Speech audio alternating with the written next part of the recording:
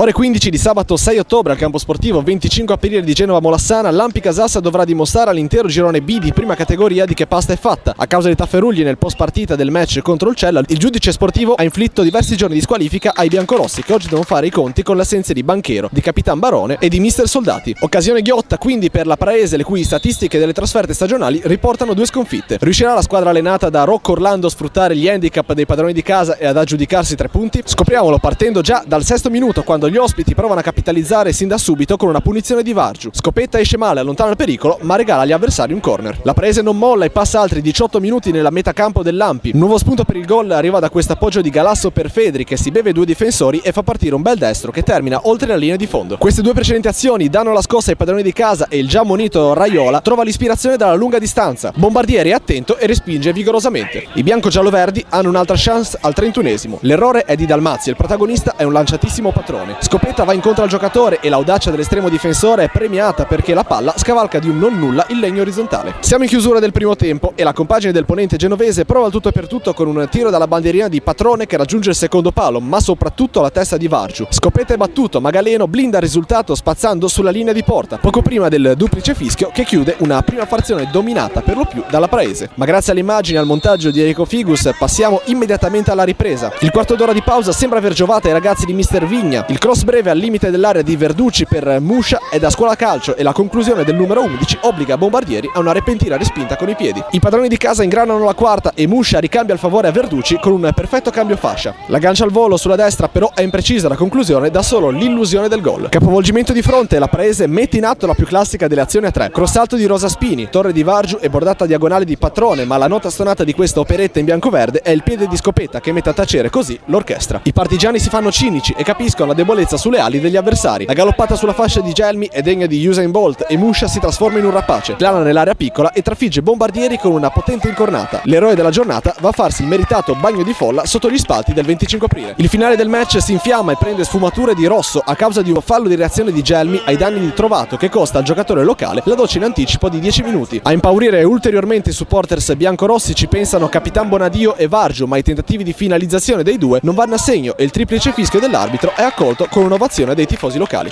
La Praese rimane a bocca asciutta e colleziona la terza sconfitta consecutiva in trasferta. Ottima prestazione dell'Ampi Casassa che oggi supera a pieni voti questa difficile prova e intanto prepara il possibile ricorso al giudice sportivo per impugnare le 3 squalifiche inflitte giovedì scorso.